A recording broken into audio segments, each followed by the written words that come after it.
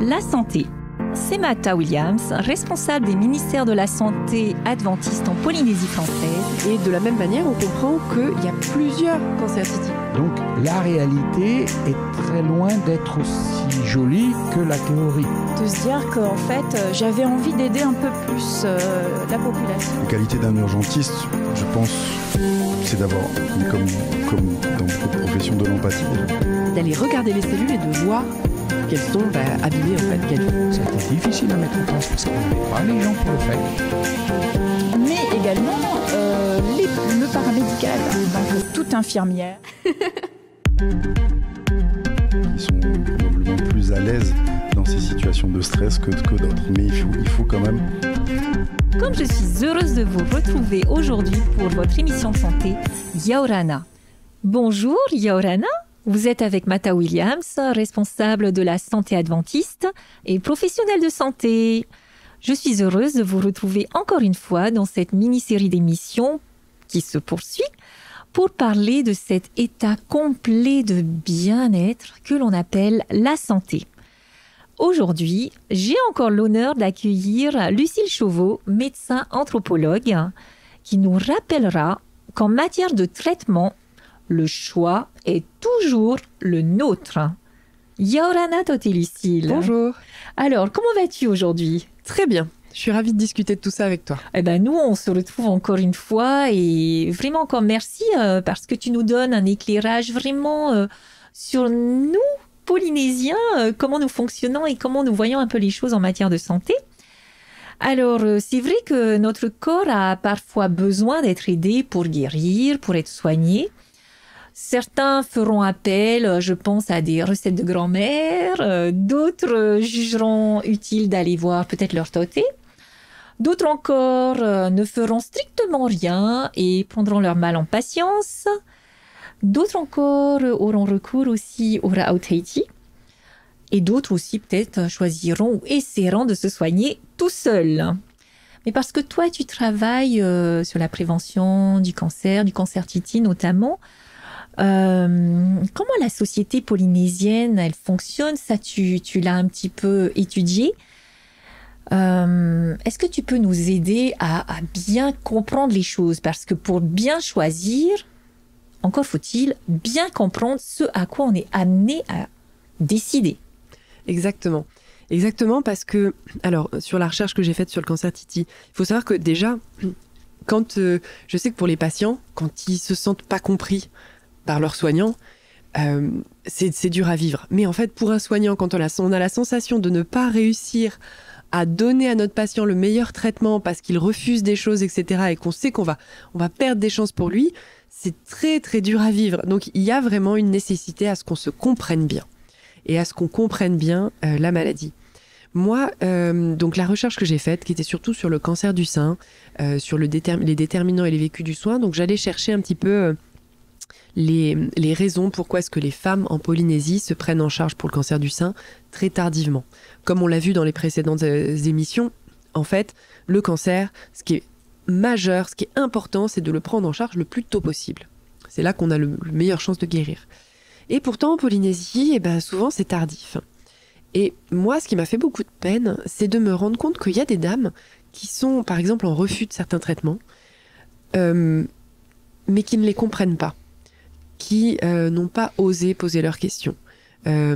Qui, par exemple, alors la chimiothérapie, c'est vrai que le poids de la parole est très important en Polynésie française, qu'on va entendre, ça a forcément un impact sur nous. Quand on entend des personnes autour de nous dire « mais la chimiothérapie, ça tue », etc., ça a un impact sur nous. Et moi, j'ai rencontré des femmes qui étaient en refus de soins, par exemple, et je lui disais « mais tu en as parlé à ton tanné ?» Elle me dit « non ». Je dis « mais pourquoi ?» Parce que si je lui en parle, il faut que j'ai bien compris ce que c'est. Je dis, mais du coup, tu n'as pas compris ce que c'était la chimiothérapie que tu as refusée? Non. Et pour moi, c'est contre ça qu'il faut qu'on se batte. C'est que choisir, refuser, oui, mais en ayant toutes les clés en main. Toi, t'es vraiment des dames qui ne comprenaient pas, mais qui ne comprenaient pas quoi? Mais déjà, la chimiothérapie, ça fait peur, parce qu'on voit que les effets secondaires, perdre les cheveux, etc. Et puis, on comprend pas trop comment ça marche, c'est ce dont on disait avant. Pour nous, un raou, on le prend pour traiter un symptôme. On a un symptôme, on prend un médicament, ou même c'est pareil pour les médicaments tahitiens, pour traiter ce symptôme. Et c'est fini. C'est comme ça que c'est censé fonctionner. La chimiothérapie, on le prend et on est d'abord pas très bien avant que ça puisse faire de l'effet. Donc rien que ça, c'est pas très bien compris. Et vraiment, moi j'ai eu des dames même qui... Et c'est difficile pour elles parce qu'il faut se rendre compte aussi que les dames qui décident, en tout cas dans le cancer du sein, d'aller se faire traiter par chimiothérapie, elles ont toutes entendu une fois d'une sœur ou d'une tati ou quoi que ce soit. B, tu vas quand même pas aller faire la chimio. Ça va te tuer. Donc c'est difficile de prendre cette décision-là.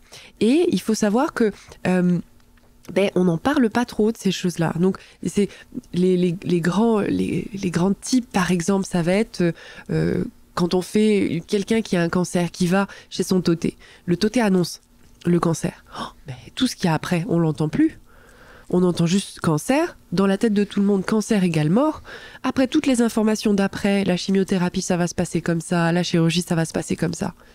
On n'est plus là, on n'entend plus tout ça. Et après, ces dames, elles rentrent chez elles. Et chez elles vont pas avoir les informations parce qu'elles vont pas oser en parler. Aller en parler à quelqu'un qui l'a déjà vécu, par respect, on veut pas le faire, parce qu'on veut pas lui faire revivre ça. Donc même s'il y a des personnes dans le quartier qui ont fait tout ça, on va pas leur poser les questions. Et donc c'est des dames qui se retrouvent finalement un peu toutes seules avec ce diagnostic de cancer et qui se disent la chimiothérapie, je sais juste ce que j'en ai entendu, ah oui, tu vas perdre les cheveux, etc., qui ne savent pas vraiment comment ça se passe. J'ai des dames qui me disent, jusqu'à l'instant où on m'a fait la chimiothérapie, je ne savais pas comment ça se passe. J'avais peur, comme on dit que la chimiothérapie brûle les cellules du cancer, j'avais peur que ça me brûle en passant dans mon corps. Et il a fallu que je me dise, bon, tu vois bien les gens autour de toi, ils crient pas, ils pleurent pas, c'est que ça doit aller. Mais parce que elles avaient jamais osé poser leurs questions. Et donc, pour ça, il faut quand même se dire que y a des associations qui existent, des associations de patientes, des associations de patients, la Ligue contre le cancer, Amazon pour les femmes pour le cancer Titi, et que ces associations, c'est des personnes qui sont passées par là et qui peuvent répondre à ça. Donc il faut oser en parler. Et l'autre situation, c'est aussi quand... parce que ça fait peur d'aller chez le toté, que les totés, souvent, ils utilisent des mots sans se rendre compte qu'en fait, on comprend pas ces mots-là, parce que c'est pas les mots qu'on utilise tous les jours. Et que ils expliquent des choses qui sont très compliquées et qui disent, tu comprends ? Mais jamais on va dire, non, je comprends pas. Jamais. On répond, oui, mais j'ai pas compris, mais je dis oui quand même. Donc, il faut oser poser ces questions, il faut oser demander.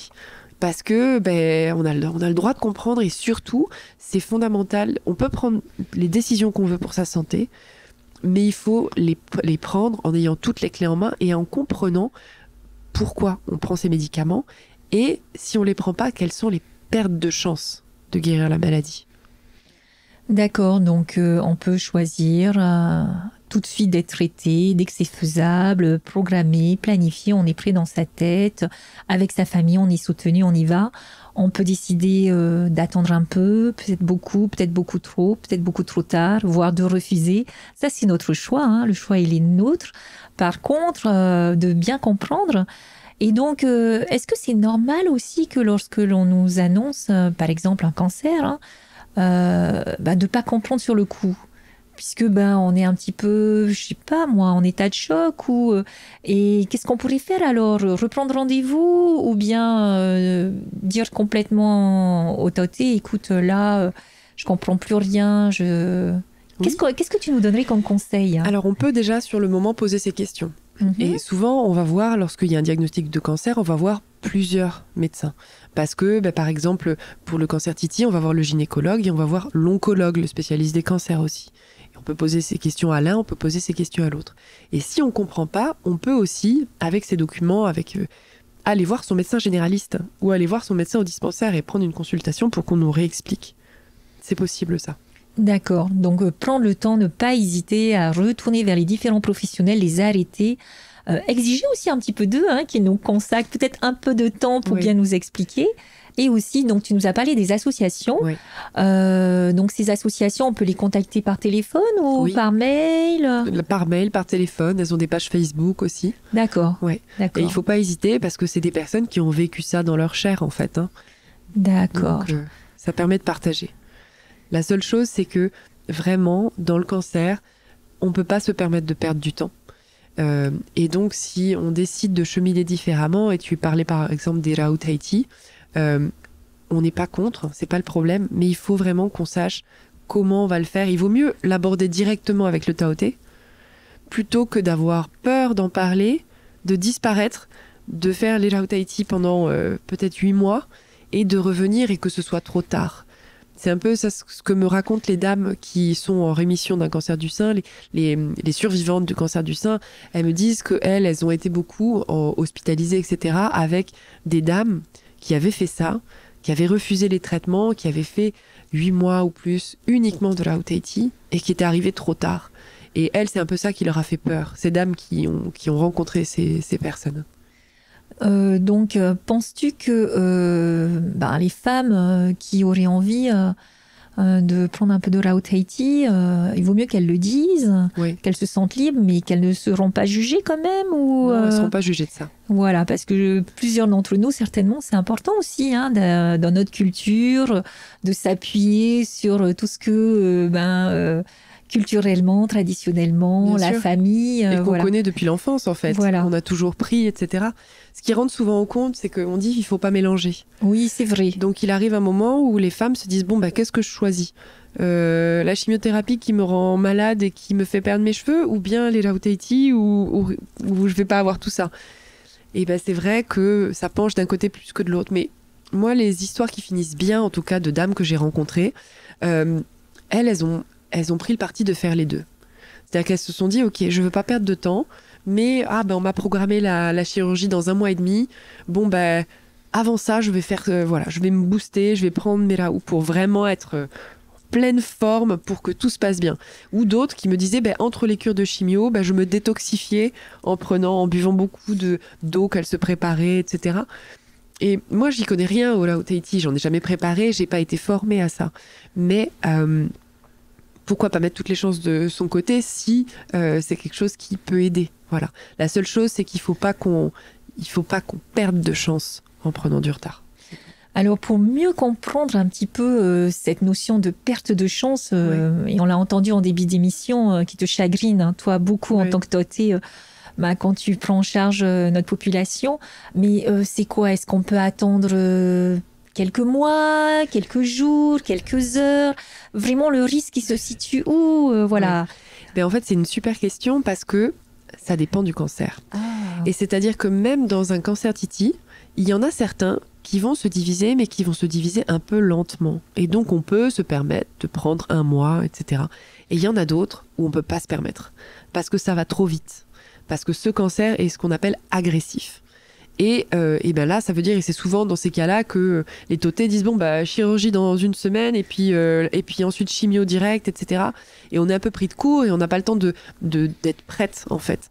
Mais donc c'est difficile de dire combien de temps on peut prendre parce que ça dépend du type de cancer, ça dépend s'il est agressif ou pas. Et c'est pour ça qu'il vaut mieux en parler au Taoté pour qu'on s'organise en fait, plutôt que de prendre une décision qu'on pourrait regretter après. Mmh. Et j'aurais peut-être une dernière question.